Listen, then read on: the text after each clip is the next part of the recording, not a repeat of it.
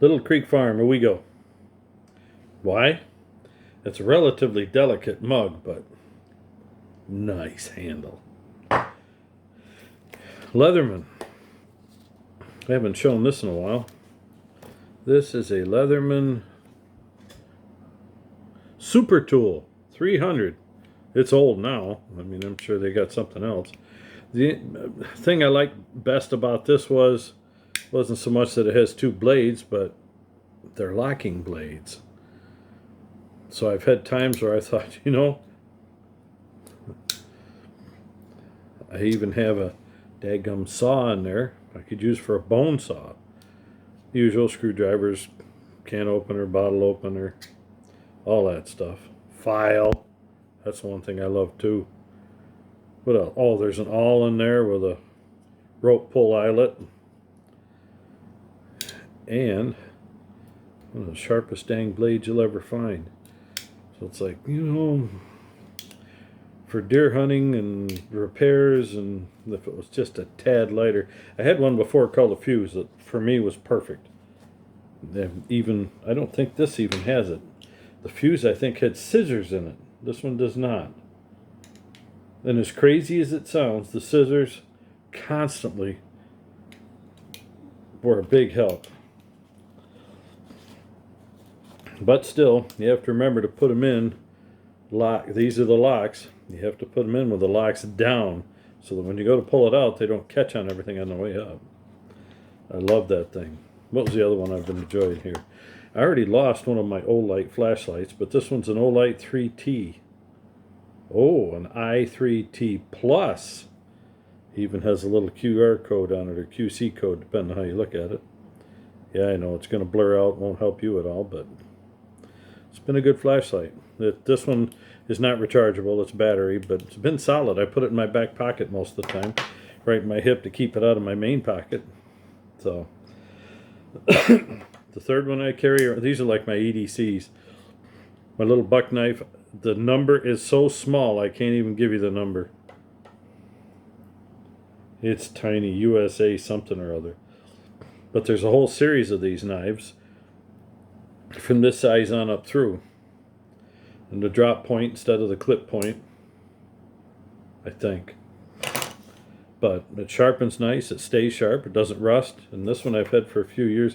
I keep buying them. I think this is the third or fourth one I've had for, as they call it, EDC carry. This is another one because I do outside work now and then. Yeah, you carry a memo, but it's another Olight pen.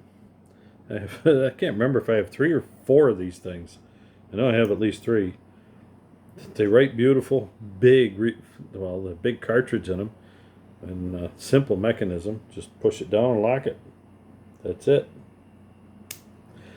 Now, you aren't going to get a discount from me, but any of this Olight stuff, you go to put in from Farming, Fixing, and Fabricating, put in Andy FFF, and you'll get a discount off of Andy's thing. Andy of Horrigan Farms. He does that regular, does a regular YouTube channel over there. Works out pretty good. What was the other one I did this week? Oh, Onyx maps. I was looking for boundaries of our church because there's pine trees all around. It's like, where is our border? We want to double check on the tax map because it looks like in this case the trees along here are on the line. The trees in the back are on the line. The ones I'm concerned about are the ones up here to the north that appear to be above the line. So, and there's not a whole sluice of them. There's just a little short run of them, but they appear to be above the line, and I've been mowing underneath them for a while. So, well, even a little lawnmower hut is covered up by trees there. No, it's not going to be that way too much longer. I take my time and I'm going to start hacking away at some of this stuff. There's a fence over there the neighbor gets all twisted about. They put a fence up inside their line nicely, and they come out and they actually mow around it. The funny thing is, she got all twisted when I'm in there mowing like 3 weeks in a row. I'm like, what in the world? And he comes out, she's looking at her fence to be sure I didn't do any damage. That's her right. It's just screwy. This is another thing. If you're going to have an owner's manual, It was in a bag and still got guanoed. I don't even know what it's guanoed from. I just wanted to go in there and confirm what I already was suspecting because of the adjustments on it. The mower is supposed to float, hang actually, we call it, hang off the tractor, and the wheels are just anti-scalp wheels. Well, right now they have it set up so it's on the wheels. That's not going to last long. So next time I'm out there, the only thing to do is just raise the wheels up. That's all. Then I'll have to make adjustments because right now it's mowing fine. It's running on the wheels all the time. Then you go to turn, you hear banging and crashing sometimes. Like, that's going to be problematic. They say, well, it means you're driving too fast. Sometimes, yeah. But if the wheels are anti-scalp wheels and not touching the ground, it doesn't matter. So when I get done with it, I'm actually, next time I get out there, I'll have to take it out, move the wheels up, or take it out on the blacktop, the parking area, move the wheels up to a proper area, and then measure the blades. Yeah. Because once it's hanging off of it, now it's a different world. But it has the adjustments to hang it. Front and rear off the front link, and they have one side has a link for side to side. And when you lift it, it doesn't come up even. Yeah. I'm going to be adjusting for a while. But if I do that, then it takes less abuse, or it takes abuse off the general mower deck. So it'll be a lot better. Then the mower deck will stay with the unit. It won't be floating with the belt wearing. It'll be up, and the belt will have better wear. So there's a few changes I've had to make on this old horse. Because of the size of the lawn and the way I run it, I'm probably going to end up changing over to... I've got 10W30 in there now, and that's supposedly equivalent to regular 30 motor oil, but they're recommending more often than not single grade 30 again. And some of these companies haven't recommended that in 50 years. It's kind of odd. Kohler used to, but nobody else. And Kohler's cast iron, they run hotter. You put synthetic in there, though, they run cooler. So, what was the day's activity? I actually got out early. Remembered to get a couple of items and throw them in there. I got a pole saw that I took with me, one of Corona, so if we have to take down a few more small limbs now and then, that I won't have to take my big brute there. But that HT135 walk steel pole saw, my goodness. I thought I was skunked because the one limb felt it split. And, well, I tried, because of the poling I had before, I don't use the backside. Because it would it'd screw it all up. I don't know why, but it would mess it all up. This one doesn't care, and I forget about it. I can take it up, touch the bottom, and then cut from the top and let it break off without pinching. Well, I forgot about that several times and pinched the bar. And I thought, oh man, I'm screwed. So I gave it a yank, pulled right out of there straight. One time it bent the bar, popped right out, no problem. It didn't quite have the power to start the chain up again. But I can lay it against one of those limbs and just, it'll, most of the time it'll blow right through the limb. Just laying the, yeah, that was pretty nice. The other part was I could get it long enough that if I had to reach high enough, I could stay out from underneath it and get it cut and let it fall down at like a 30 or 45 degree angle and get it out of my way. Thing ran, the engine ran flawless. It was ridiculous. It's just hard for me to get used to a 4 mix. Blah, blah. I'm used to, no, You know, you get your 2 strokes out of adjustment, they sound like a scalded cat. Yeah, this is a 4-stroke. All it does is blah, like an old sheep. But man, it ran beautiful. It's heavy. But then again, it's got a big old aluminum bar in there, and inside it is like 1.5 inches or 1 3/4 inch square aluminum bar set up in a diamond for the strongest. Oh yeah, it's the clamping mechanism. When you extend it, says great big huge nut with a locking sleeve on it. So you loosen it, slides right out beautifully. Turn it, locks right in, solid. Yeah, it never expanded when I pulled it out from being pinched on a couple of 15-foot limbs.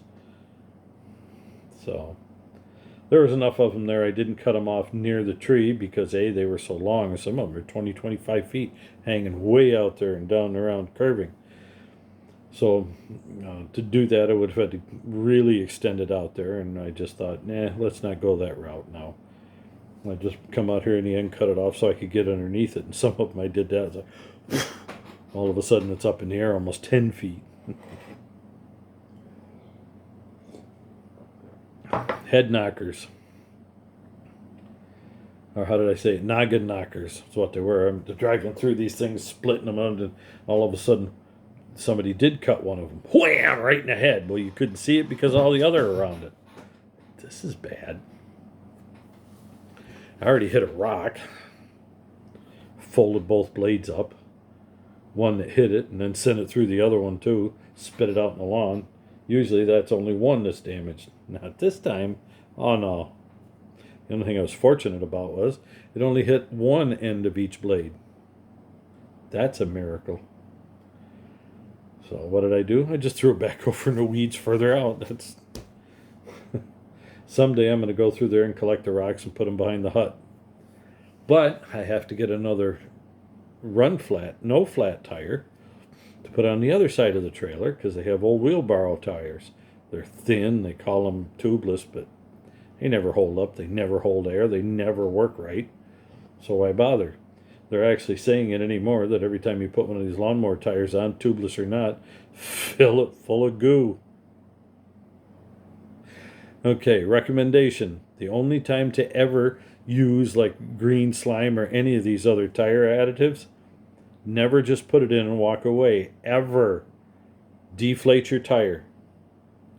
You heard me. Deflate your tire and bring it down on a jack.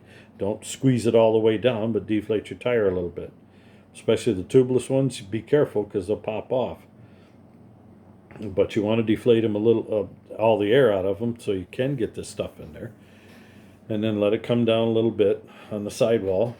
And then what you do is start squeezing and jack the thing up in the air under pressure. Might take two people, but you fold that bottom of the bottle over, get some pressure on it, start squirting it in there, and then jack it up. It'll draw it in. You get in almost double the prescribed amount, and then immediately go mow lawn. If you do it any other way, you will be a very disappointed human being. In fact, you're better off with it off the mower, fill it full, tumble it around, put it back on the mower, and then drive like a maniac. Get it all scattered around in there. Then you'll be pretty happy. Any other way, disappointment, unlimited. Rare. I've had it work a few times. In fact, my tiller is holding air now, and those tires are weather checked. I've had the tiller 30 years. That gives you any indication. And I thought 30 years ago the tires ought to be replaced. So I got enough slime in there and drove it around enough. It took care of the problem. Oh, they're going to go sooner or later, and I'll have to spend the money. But for right now, it's okay. Oh, shoot. Whatever else did I do today? Well, I went to mow lawn, and I took my shoulder bolts up there on the mower and found out the mower had been too much abused. It wasn't me hitting the stump.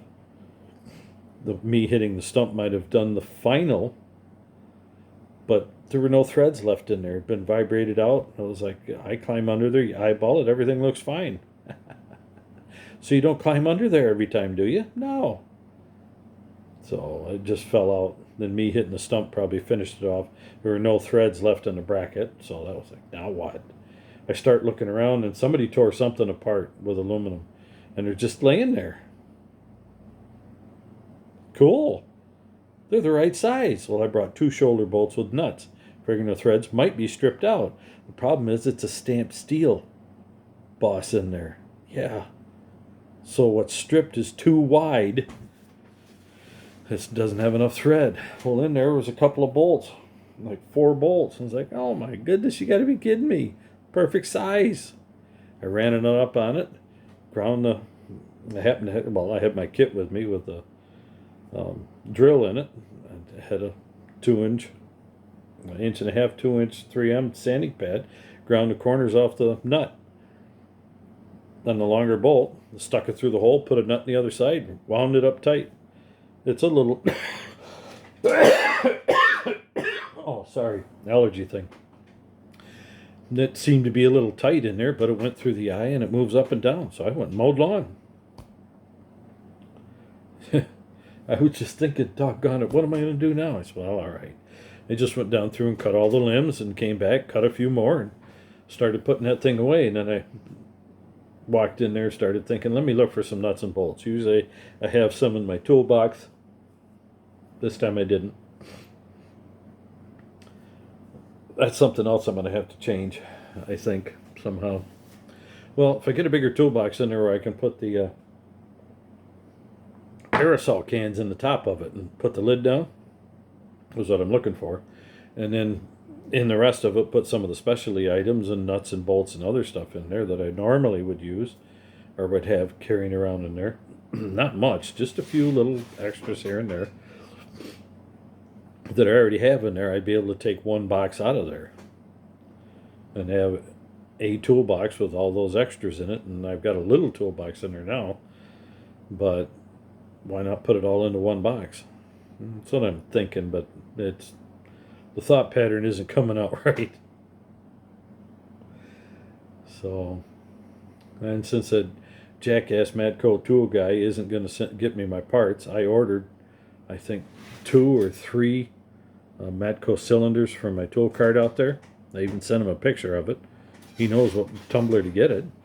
My previous tool guy, he got one for me, no problem at all. And I was going to get 2 or 3 of those to put in some of the other boxes in there to lock them up. Well, I wanted to put one back in the toolbox in the car. Well, not just the car locked up, the box locked up. Makes life a little more miserable for everybody. So, even if you take the box, you have to destroy it to get to the contents, and the box is probably worth more than the contents. It's an old Matco box, too. So, it's just one of those things where you just shake your head. It's like, I ordered this stuff, now we're approaching 7 months. And he drives by my door almost every Tuesday. Seriously. Just right on by the front door. He could pull over to the side of the road, even across the road. But there's enough space usually in the driveway, he could even pull in or back in the driveway. Not a problem. Walk up to the porch, throw them in the box, get in his truck and leave. Just notify me by text, I dropped your stuff off. And if he stopped just once, so we could sit down and he could have all my credit information, he'd never even have to speak to me. His entire time could be 30 seconds to a minute. That's it. I tried to set it up that way because I'm just an individual that's working on the side and fixing my own antique stuff. And every once in a while, I need what they have. Not happening. Okay. I just figured, well, now you're not working for somebody, you can't afford it. It's like, I've got my retirement stuff coming in. Well, what are you talking about?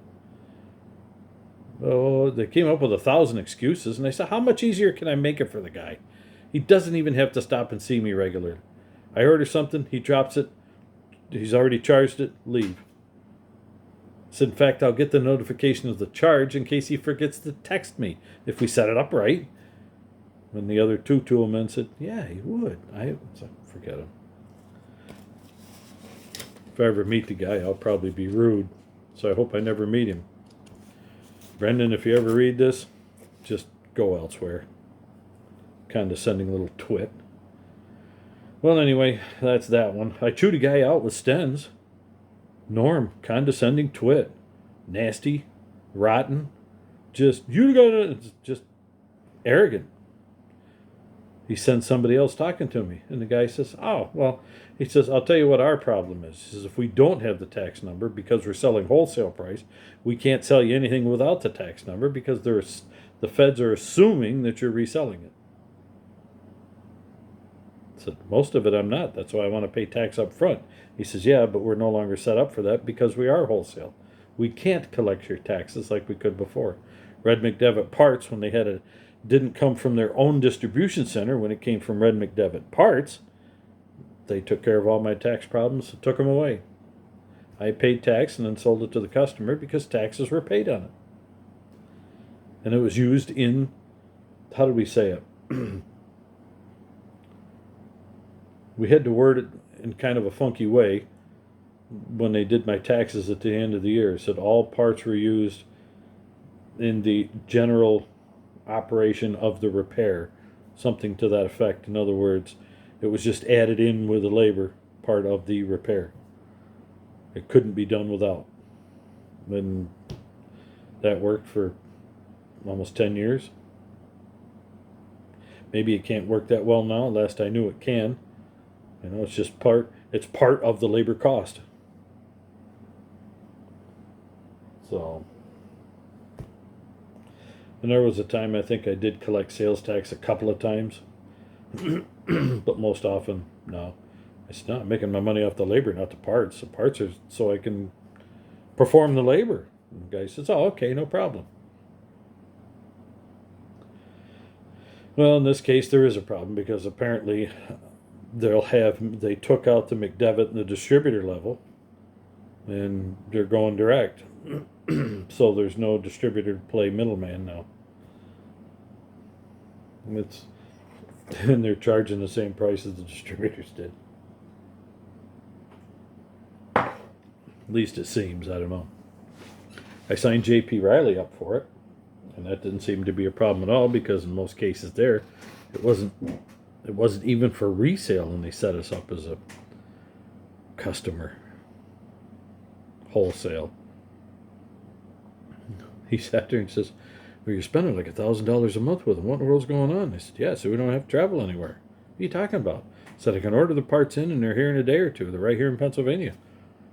Really? I said, yeah, it's almost hometown. It's just down the road, like an hour, hour and a half. If we desperately needed somebody to get something, they could drive down there and get it. But they have it in stock and they can have it here in a day or two. Most often a day. And he looked at me weird, Jay did. And he says, well, what do you got? And I started showing him all the stuff we had in there that I wasn't buying from other places and didn't have to fight with them. I said, look, people don't always stop at Gleason's. People don't always stop down here at this place. They don't always stop there, and I have to have somebody hunt around to do it. Yeah, but there are local people. I said, they are.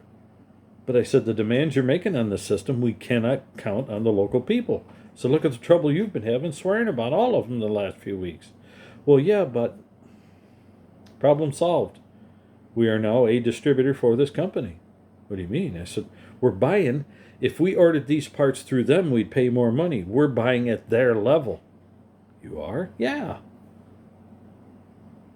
From their distribution center in Pennsylvania. Oh, lights came on. So why do you think I had you sign up for it in the first place? I don't know. I thought you just needed a few gadgets from it or something. I might save a few bucks. You are. So you're getting spark plugs for almost half the money we're getting from anybody else. I mean, how far do you want me to get on the list with this? I said, steel, I'll buy original equipment. But I said, if I don't need to, the quality is there. I can buy it from these guys. Spark plug's the same one. Why don't I buy it from these guys at half the money? It just seemed like an argument all the time. But they would sell to J.P. Riley without being a resale place, without being I have no idea why they were giving me such a hard time after being a dealer for them for almost 10 years. I sold a fair amount of stuff out of there. In fact, McDevitt told me one thing. I said, yeah, I know, I'm not one of your big guys. I'm on the bottom of the totem pole. No, one girl says, no. So what do you mean? She says, you're not even a regular dealer like some of these guys are, being a small engine wear outfit. Says, you're out there selling this for farm tractors and occasional lawn and garden. And you're selling as much as some of the dealers. So she says, don't discount yourself. You're our bread and butter. If we don't have guys like you, we don't exist. Now then later on, I can't even remember Chuck's son's name. Or it was Red McDevitt Parts, and I can't remember his son's name. Maybe his son's name was Chuck. Well, whatever. But it's just one of those things where they're getting too big. We want you to sell out of a storefront. Nobody's selling your stuff out of a storefront here. Nobody. Said, I'll be driving farm to farm selling your stuff. Not a lot, but enough. So that's my idea. I got to fix tractors. You've got stuff here that I can sell to the... I can buy manifolds for a 40 or 50-year-old tractor. A complete manifold. Some of them gas with the intake and exhaust combined. Some of them diesel only with separate. I can sell them a manifold. Why wouldn't I, right? On their Atlantic parts. No. Oh well. So what else today? That's what I was hoping for, that to be able to get through to Sten so I could buy parts. One of my friends has 3 lawn tractors. Not garden tractors, lawn tractors, but has 3. Plus the one at the church. Plus I have the snapper here. And the Aaron's. And the Ford. And the wheel horse. So what do I come up with? 7 immediately? And the one at the church? 8? I have a fleet of 8 machines to repair. And try to get it through to them that, in a sense, I'm turning into a fleet manager. Well, that's not enough. We want a storefront. For what? Just bizarre. So if I get a tax number and start collecting taxes, but then I have to go to the church and get a tax exempt form.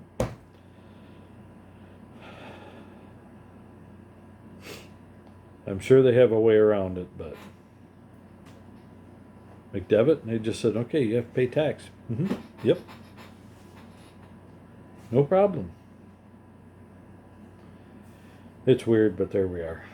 So what's next? My LGT 120, got the switches and everything in there. Right now, I need to fix the right front tire so it'll hold air, and work on a grill, because I need to get things up there so I can put the hood back on it to cover everything up. Otherwise, it's just about in running condition right now. You probably have to change the rear end oil, drain that out. But I mean, right now the engine's running great. A few adjustments on the carburetor and tighten the spark plug in. Needs a new plug wire. So that's all going well. And when I get done with that thing, that'll go on the trailer, take that up to the woods. And then there's the errands. That has to get going. Debbie will have 2 to choose from then. The errands may or may not be easier to drive. Ooh, grease gun. Next time I go over to the church, I have to take the dang grease gun. I keep forgetting about that. It's nothing on there's been greased in years. I might want to fix that problem. The spindles don't get greased, but the front axle does. Yeah, the Ford, the LGT 120, that has the Peerless 2300 series cast iron heavy-duty transaxle designed for plows, for plowing in the garden, with a creeper. Can you imagine if I wanted to have a huge strawberry patch? I could lay down the plastic mulch and plant the strawberries or potatoes or whatever I wanted. That thing goes so slow. I know, I got to drive it first to see if it even works. Yeah, that's on the list. So, I'm doing pretty good on all of that. The Cadet's been running beautiful. And then the wheel horse still has a dog in it, not like it was before, but every once in a while it just has a quick little labor when you open it up. Island, sit right there all day long. So I'm not sure if when I glued that magnet in there it's too close and there's just enough play. It rubs once in a while. I don't know, whatever it is, it's not much and it's not bad. It's just, it annoys me that's why I tore it apart. So who knows? Maybe the magnet came loose even. I'll have to look at that later on. So, it has some end play in it. It's possible the end play bumping up against it because the taper and the flywheel and the crank got chewed. Well, there's a lot of stuff. All right, I got to take some stuff out of the car tomorrow. I got to work around here. Do my thing tomorrow morning. Get out of here earlier than normal out back. And mow the lawn, trim the lawn, which I haven't been doing in a while, so I got to trim some stuff down, clean that up. And then may or may not get the front bushes. They need trimming too. Later on, I hate to do it because it hurts my shoulders and arms. I got to go in the bathroom and grind some Clorox into the ceiling and door header because it's even using a mildew resistant paint, but it's over the top of 2 or 3 layers of non-mildew resistant paint. That caused so much trouble for years, and it's no big deal. Just go in and scrub the ceiling. Why don't we paint it with something that doesn't need scrubbing? Well, it's been quite a few years after we painted it. Oh, this stuff, believe it or not, I had a rheumatoid flare-up because I hadn't been sleeping well. That's part of it. As weird as that sounds, that was part of it. Anyway, tomorrow, that's what it is. I got to mow the lawn, do some trimming around there, move the trailer.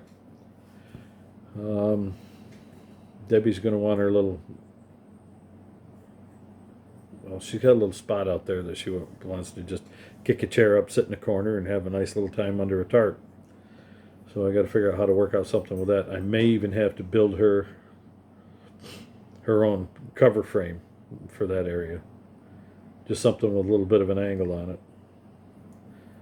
Plastic pipe, probably 1.5 inches. Schedule 40. 1 inch would do, but I think 1.25 inches, 1.5 would be better. Something a little bigger, a little more substantial. Something I can put sand in to hold it down. Or don't put sand in it and run anchors in the ground is probably what I would do instead. And the wind won't hit it. It'd have to be a freak wind to blow it out. So that's what I'm thinking about for her now, but because we have to get plastic pipe for the gate out back anyway. Hobie found a way to pull that open. Cute little turd. He just had to come out and see me. He didn't want to. He doesn't like being alone in here in the house without us. Mommy's not around. He wants to be with me. Yeah, he's had his little trouble lately, but I'll tell you, he's been, for a dog that was 8 years old, 7 or 8 years old, coming up here from Louisiana, from a flood zone down there. Him and his little partner dog and his buddy dog, the other one got given away separately because Debbie was looking at possibly bringing that one too, which she didn't tell me anything about, and found out he was available alone. So brought him up here from Louisiana. I guess he had a flight and a long vehicle drives. And got him here. Went from shelter to shelter until he got here. Here's his home. Funny little thing. The funny part with him now is that the pug in him is starting to snort more than he used to. Oh, got to vacuum the floor. That's okay. Let me go through the list. You have to mow the lawn and do some trimming. Then I have to vacuum in here again. I didn't vacuum the bathroom before because it was perfectly clean. I was going to just plain sweep it. Well, then the hair started building up after I vacuumed. How does that happen? Well, whatever. So I got to vacuum again so she at least feels like she can take a break. Do the wash so that the hamper's empty. Doesn't think she has to wash my clothes too. Mow the lawn so it looks better than it does because with the drought here, we haven't touched it in 2 weeks. And I got to plant the squash that's in planters out there. And get them in the ground finally. And then soak the snot out of them. Get some fertilizer in there. And then later on we're going to get some tomatoes and plant them out there. But when the frost hit twice, we had to rethink the whole tomato thing. But anyway, that's where we're at now. Eventually I got to tear that case apart. Get that over here. Probably put a tent up over it. And anchor it down so it doesn't blow away. And I'll be able to work on the case whenever, because I got to tear that thing completely apart and probably put some new bearings in there. Just don't have room in the shop for it. So that's just another headache to work around. Outside the shop, I'm thinking that I'm going to have to get some more item 4 crushed stone or something and actually dig down in the ground and fill it in, so I have something semi-firm to jack on later on. Inch minus or 1.5 inches minus, that seems to work out pretty good once you get the big pieces out of it. Firms up. But drainage is going to be the biggest thing. That has to change. So there we are. Coffee, breakfast, mow lawn, trim, maybe trim the front shrubs, vacuum for sure, do wash. Wash I can do while I'm mucking around with other stuff. But that's where we're at. Every once in a while that darn washer Water gets on the floor and I don't know where it's coming from. Acts like our semi-new machine is leaking. I hate working on appliances. Anyway, time for me to get to bed. You folks have a good night. Oh, look at that. Got a half hour blown.